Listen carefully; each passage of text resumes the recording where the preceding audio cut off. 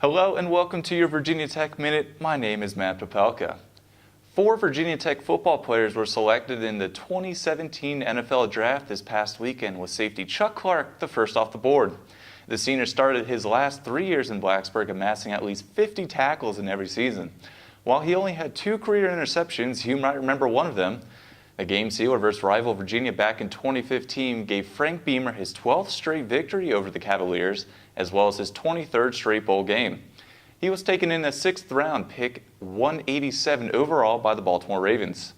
The next player taken was tight end / wide receiver Bucky Hodges, one of the more dynamic playmakers in Tech history, finishing the top 10 in multiple receiving categories. He was taken by the Minnesota Vikings also in the 6th round at pick 201. Just 5 picks later, fullback Sam Rogers was selected by the Los Angeles Rams. He was the first true fullback taken in the draft. Finally, record-setting wide receiver Isaiah Ford was taken in the 7th round at pick 237. Number 1 in numerous receiving categories at Virginia Tech, Ford is going back to his home state of Florida because Miami Dolphins took a flyer on the playmaker. While those were the only Hokies drafted, plenty more were signed as undrafted free agents. Kenny Canham, John McGoughlin, Woody Barron, and Nigel Williams all landed with NFL teams for the time being. And breaking news coming into the studio, former Virginia Tech quarterback Gerard Evans has also signed with a team. The Philadelphia Eagles have signed the record-setting QB to an undrafted free agent deal. With 3 players already on the roster in his position, Evans has his work cut out for him to make the team.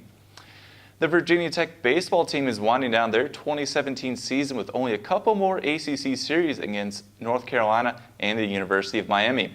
Along with a few midweek games, the team only has 9 more games left in the regular season before the conference tournament begins on May 23rd in Louisville.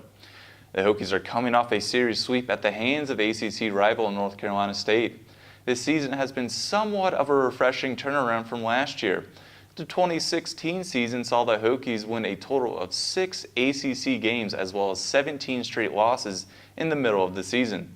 This year, the team has improved their ACC total to 8 wins currently, as well as the team's total wins to 20 so far. With improvements coming from their facilities expected to be completed by the end of the 2017 season in time for the 2018 season, the team improvements could be seen sooner rather than later. And finally, the Virginia Tech softball team has finished their 2017 season. The team came into the year expecting to be at the middle of the ACC after only losing key pitcher Maggie Tyler to graduation at the end of the 2016 season.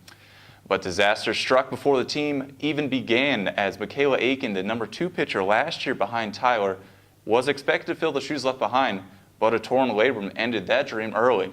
Head coach Scott Thomas, in his 22nd season at the helm, had to turn to a couple of freshmen to lead his pitching staff in Carrie Eberly and Taylor Barnes.